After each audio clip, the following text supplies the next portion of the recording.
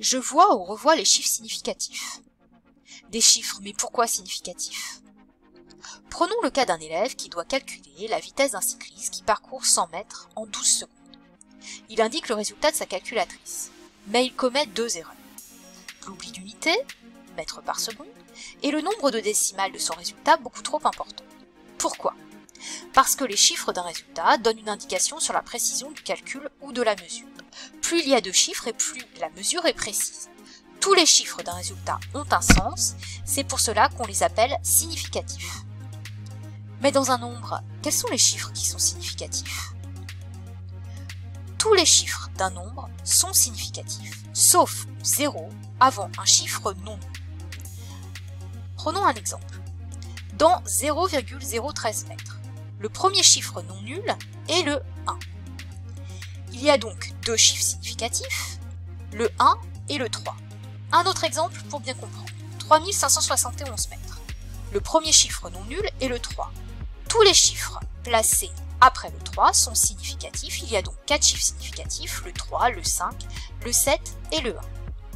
Un autre exemple. Combien y a-t-il de chiffres significatifs dans 4,10 mètres? Le premier chiffre non nul est 4. Il y a donc 3 chiffres significatifs, le 4, le 1 et le 0. Alors pourquoi le 0 est significatif? Il indique que la mesure est précise au centimètre près. On n'a pas mesuré 4,09 mètres, ni 4,11 mètres, mais 4,10 mètres. Un 0 placé derrière un chiffre non nul est significatif. Un dernier exemple, 0,105 mètres comporte 3 chiffres significatifs, le 1, le 0 et le 5. Son écriture scientifique est 1,05 fois 10 puissance moins 1. Dans l'écriture scientifique d'un nombre, tous les chiffres se trouvant devant la puissance de 10 sont significatifs. Combien de chiffres significatifs pour le résultat d'un calcul?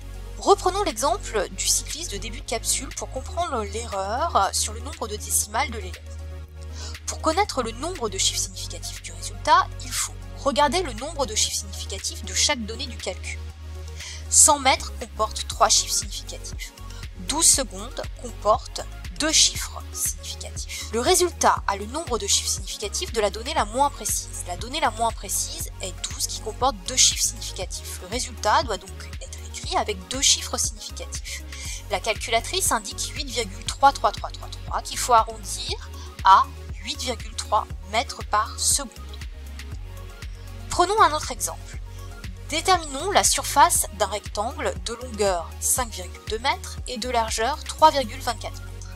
Le nombre de chiffres significatifs de la longueur est de 2. Le nombre de chiffres significatifs de la largeur est de 3. La surface est égale au produit de la longueur par la largeur. La donnée la moins précise est 5,2. Le résultat doit donc comporter 2 chiffres significatifs. La calculatrice indique 16,848 mètres carrés, qu'il faut arrondir à 17 mètres carrés. Un dernier exemple. Nous allons calculer la concentration en masse d'une solution dont la masse est de 0,020 g et le volume est de 0,100 litres. Le nombre de chiffres significatifs de la masse est de 2, celui du volume est de 3. La concentration massique est égale au rapport de la masse par le volume. La donnée la moins précise est 0,020. Le résultat doit être exprimé avec 2 chiffres significatifs. La calculatrice indique 0,2.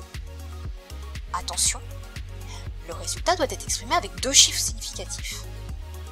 Vous avez deviné, il faut écrire 0,20 g. Vous êtes maintenant prêt à exprimer le résultat d'une mesure ou d'un calcul avec la bonne précision, c'est-à-dire le bon nombre de chiffres significatifs, sans oublier l'unité.